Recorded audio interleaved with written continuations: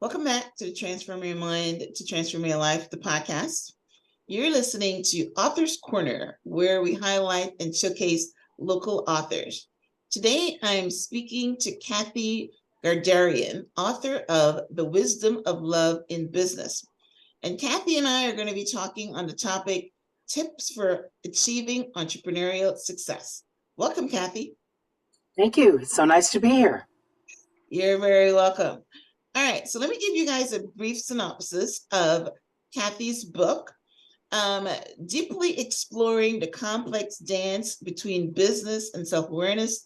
The Wisdom of Love in Business explores both. Kathy discusses her struggles to stay true to herself while attaining extraordinary success in a field dominated by men. The Wisdom of Love in Business is an essential book for anyone seeking deeper meaning in their personal and professional journeys while achieving entrepreneurial success. So sounds great, which is why I wanted to have Kathy come on the show and talk about this, because listen, entrepreneurial success is important. You know, there's so many businesses fail. So anything that you can read or listen to that will give you some tips and on how to have entrepreneurial success, I'm sure that is what you should do. So I want to start off, Kathy, because you've got a little bit of a twist. You're talking about love in a business context. So how are we defining love in a business context? Well, first of all, business is relationship. And when there is more space for the human spirit in the equation, things are just more rewarding, productive, and profitable. And we just have to open our hearts. There's a lot of men that, because I really think women, they're so valuable in business. We bring so many more deep emotional characteristics to us that we can give. And when we allow, when we can be the ones that, as Gandhi said, be the change you want to see. If we want to change the energy in the room, we can do that really easily. And we come from more compassion and forgiveness, because there's only two emotions, love or fear. And if you feel that they're very fearful, and you can be the one that brings more of the loving, calming energy into the room, it makes a huge difference. As I know for a fact, because I worked with so many men, and so many times I was the only woman in the room. I did get the Home Depot business when they only had 25 stores in the whole country. And I worked with them for 30 years, and we had 2,500 plus. So there was a lot of men to work with. And I found that, this is such a time too of moving women forward in business.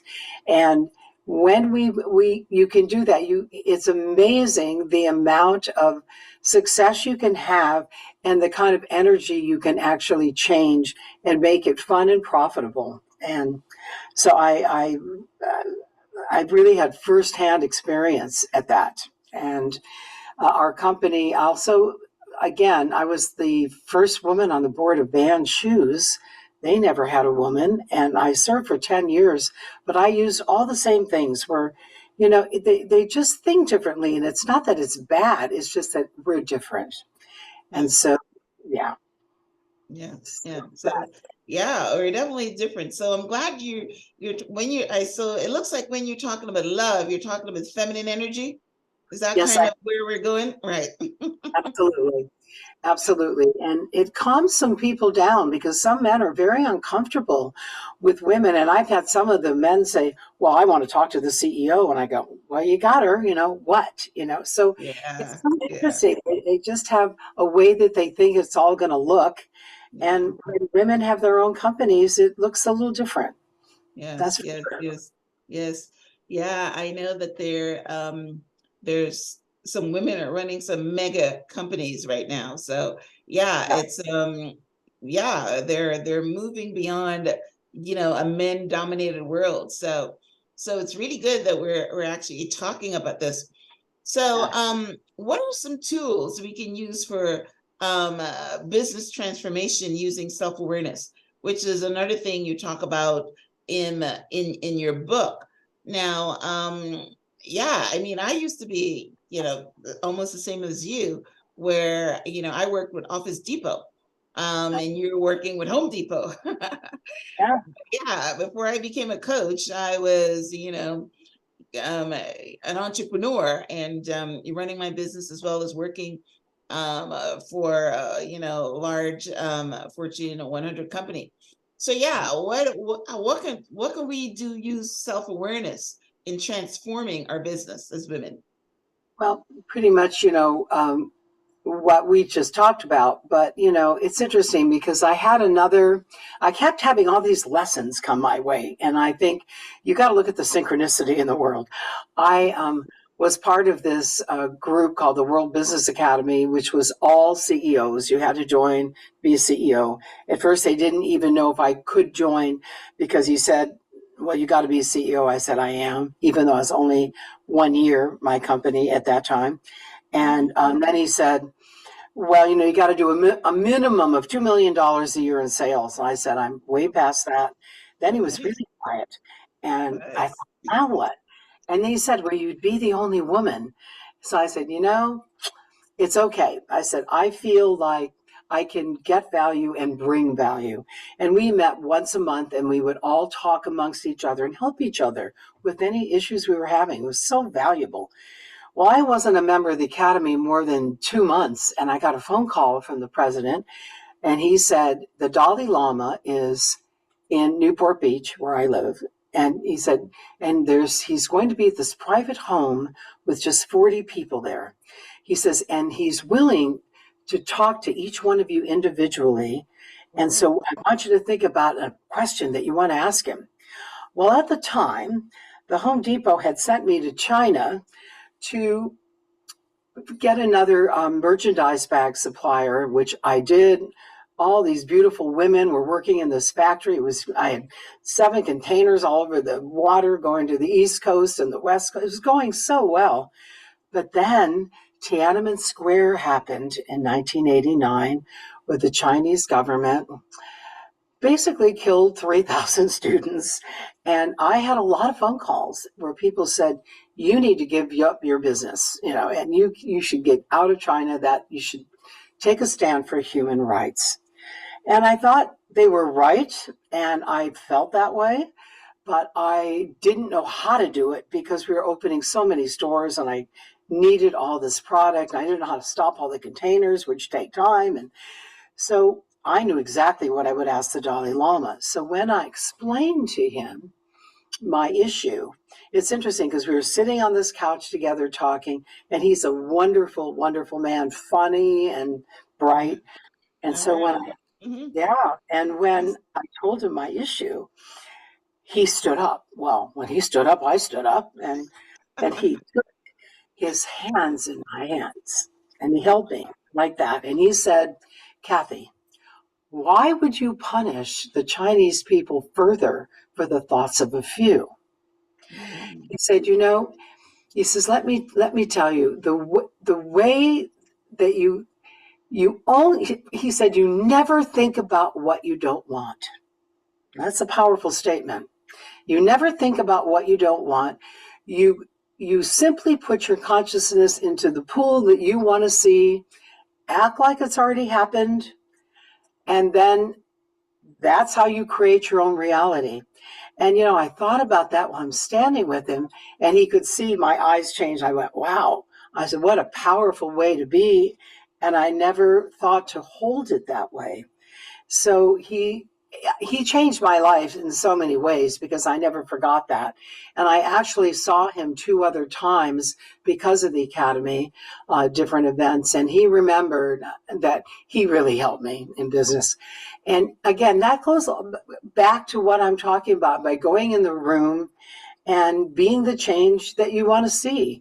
And so you hold that. You don't let all the other outside influences in the world detract from what you can actually bring.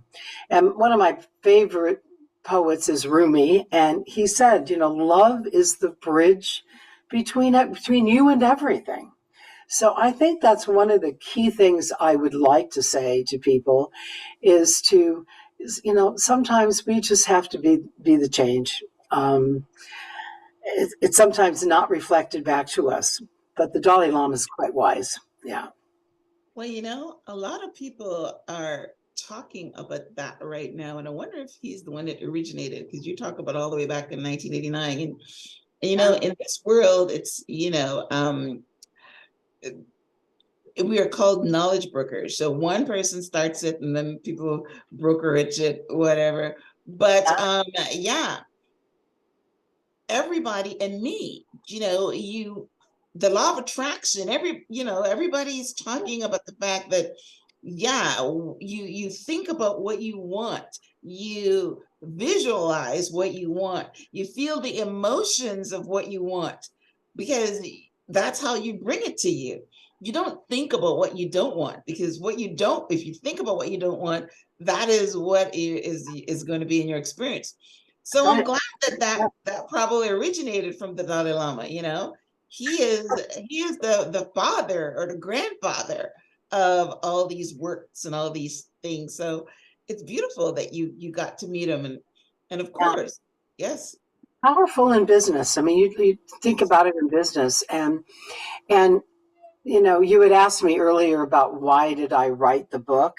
At first I really didn't want to write, and I had a lot of my friends say to me, "No, Kathy, please, you've had more experiences worldwide," because we used to have these academy meetings all over the world with other business people, and than many women will have. And I think the biggest story with that was that I was working for 5 Men in Los Angeles at the time, and I hadn't even thought about having my own company. But I still was the highest sales producer and the only female in the sales department. So they closed the door of the sales meeting, and the president was, Kathy, yes, she's got the highest sales totals again this month. So how do you guys like being beat out by a skirt? Those kinds of things, the old paradigm thinking. And then they would look at me and say, "Well, you're a woman. You could never do this." As we were standing in this warehouse full of products. Well, I sold the Home Depot more than 100 products, and we door delivered nationwide. And he made it sound like a woman just wasn't capable of any of it. And so the reason I wrote the book is, number one, I don't want any woman specifically to ever listen to any of that, because none of it's true. And we have to just keep working on our inner self and heal anything within ourselves, because really, I think success is an inside job. And whatever we have to forgive ourselves for, forgive others for, just do it and move on. And you can bring your greatness forward. And then to be able to have a company that did between $30 and $40 million a year when I was told I couldn't do it, you don't want to listen. It's really about empowering you and then being kind out in the world and showing another way. Yeah. Yeah, well, you know what? I really don't think that the women out there feel that they're not good enough. It's the men that feel that they're not good enough. Women knows our capability. My goodness, yes, we are definitely capable. But yeah, the men out there think that women can't do it because they're just chauvinistic. So I'm glad that one of the things that's happening right now in the world is a lot of people are having success in areas like you. I mean, it's phenomenal that you had a business that did, over $30 million.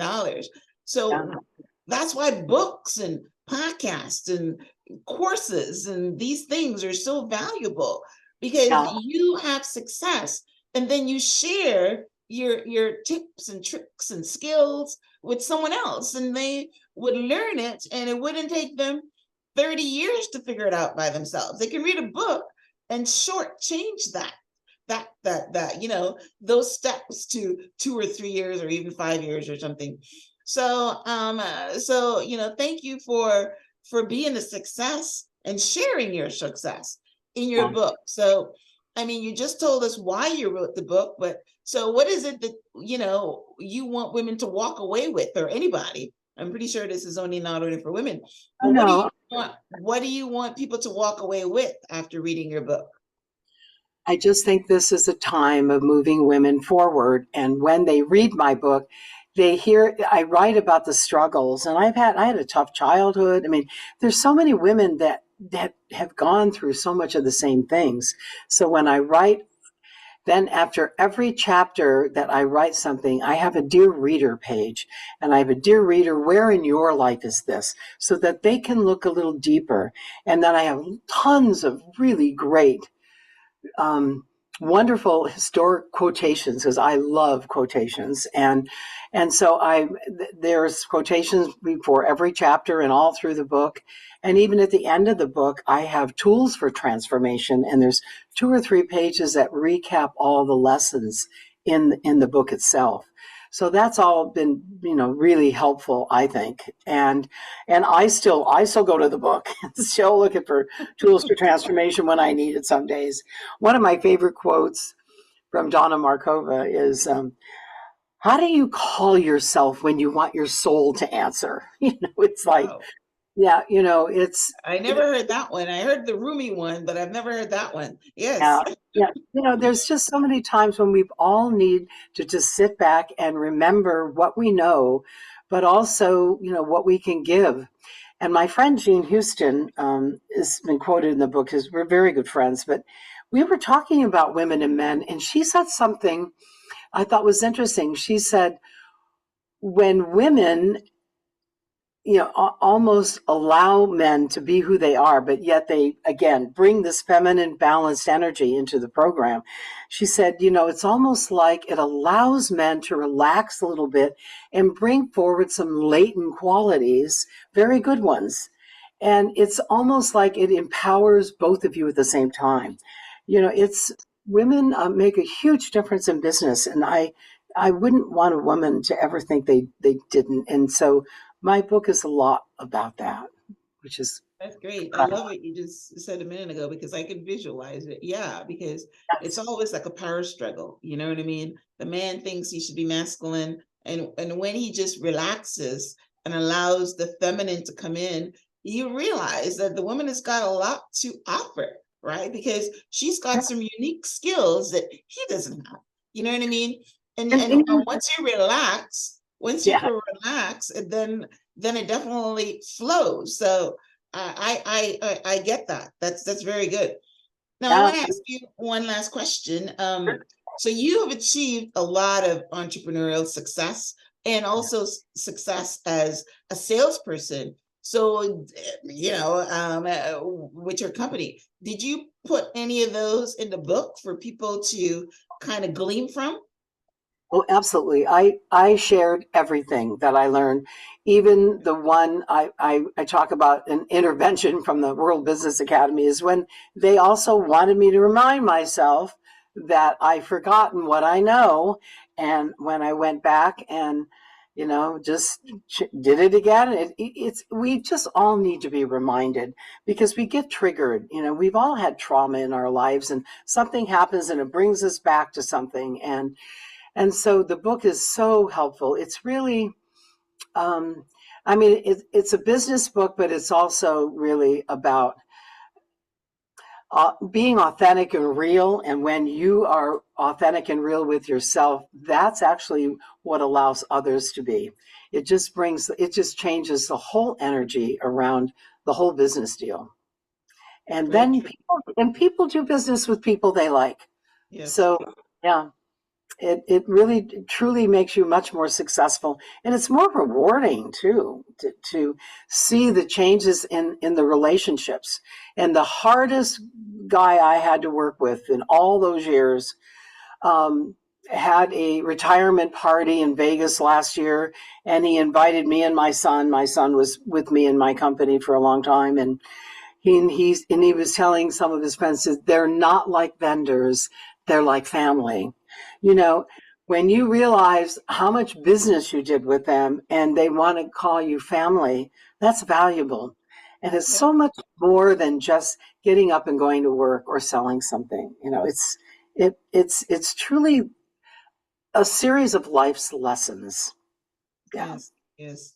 I enjoyed my time as a salesperson because I Yeah. love relationships. And you're right. You build relationships, you build friendships. Yeah, and you can become like family, especially you said that you were working with Home Depot for what, 30 years? Of course, right? Over 30 years. Then we had the 12,000 7-Eleven stores, and we did lots of other chains. But I think the reason the depot sits out for me is that it was so much men. I mean, Mhm. I was one of the few vendors as a woman on early on.